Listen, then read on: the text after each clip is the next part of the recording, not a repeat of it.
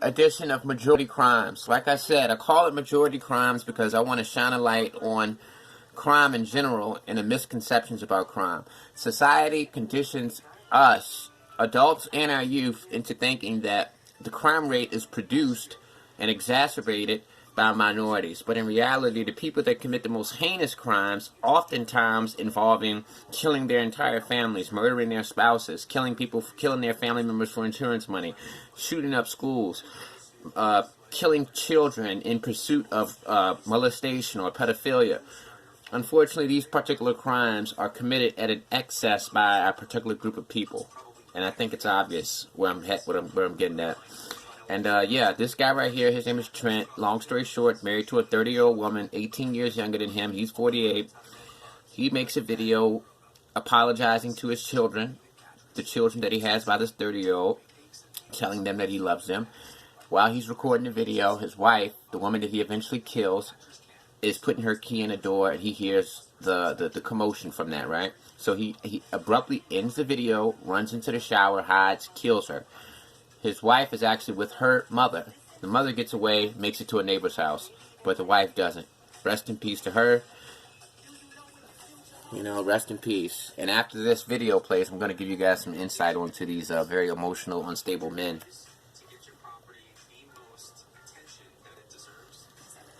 I'm recording this because I want my daughter to know that I love you, Mackenzie Paschal. I'm so sorry that I've done this. I want you to know that you mean everything to me. And William, I love you too. I love you so much. I love you like you're my own. I didn't choose this. Your mom chose this. She's been cheating on me for a long time.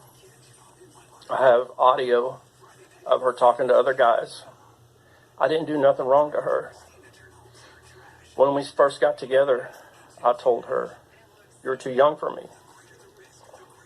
There's an 18-year-old difference in her age. And I knew she was kind of too young. But she's been playing me for a fool. I told her not to mess with me, not to mess with my emotions. Don't play with me. I got an audio where she was calling a guy yesterday on her way to get her eyelashes done. And she said, "Hey, baby," and he goes, "Hey," and I was like, "That's not my voice. Why is she calling somebody else baby?" Then she started talking about a dream and everything, and she had with them too about sex and everything. And I put everything into this relationship. I have done nothing to your mom. I've never hit her. I've never hurt her. I've never called her names. A couple of times when I got really mad, I would say a bad word or something, but I've done everything I can. I haven't done anything wrong. I'm like, why me? My hair's a mess and I look horrible. Oh, sorry. Take these off. I love you, Mackenzie. I don't want to play the rest of this, okay? Much. I don't want to play... Please do something good with your life.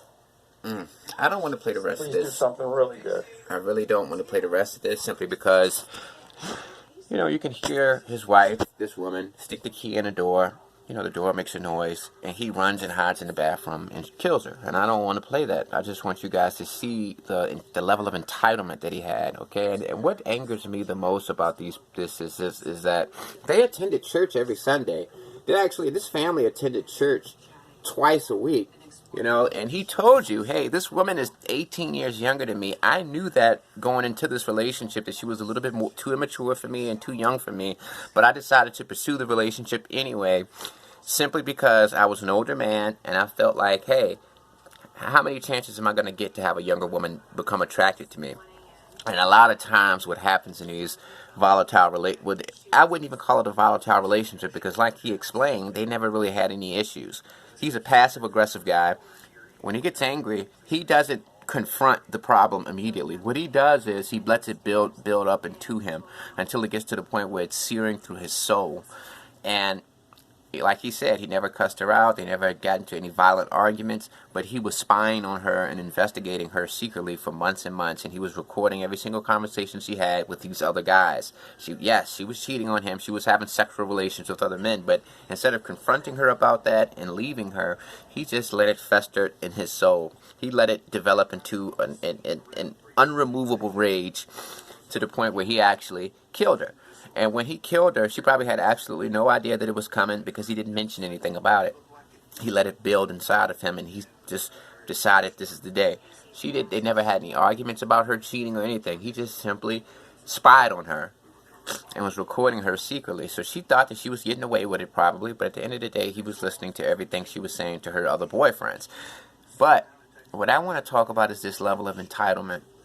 A lot of guys out here are very emotional, very emotional. And you women out there better be careful. The best way to decide if this guy has a very good conflict resolution skills is to just pay attention to the way that he acts when he's upset. If he, excuse me, I'm picking my nose because I be so self-conscious about it, like snot coming down. Yeah, but if the guy is, if he has good conflict resolution skills, he will, just pay attention to the way that he handles himself when somebody disagrees with him or when somebody tells him no. If he's mature, if he understands the bigger picture, if he understands the concept and philosophy in life that you can't always have it your way, and just because somebody disagrees with you doesn't mean that they're disagreeing with you as a person or your identity. They're just disagreeing with your particular idea, opinion, and that's not a big deal. If they got a good attitude about certain things like that, then you can rest assured that this person is not going to, build up this kind of rage and feel this deep level of resentment and entitlement to one day kill you. Because these guys feel like they have a reason for killing these women. And the last thing I want to play is this guy.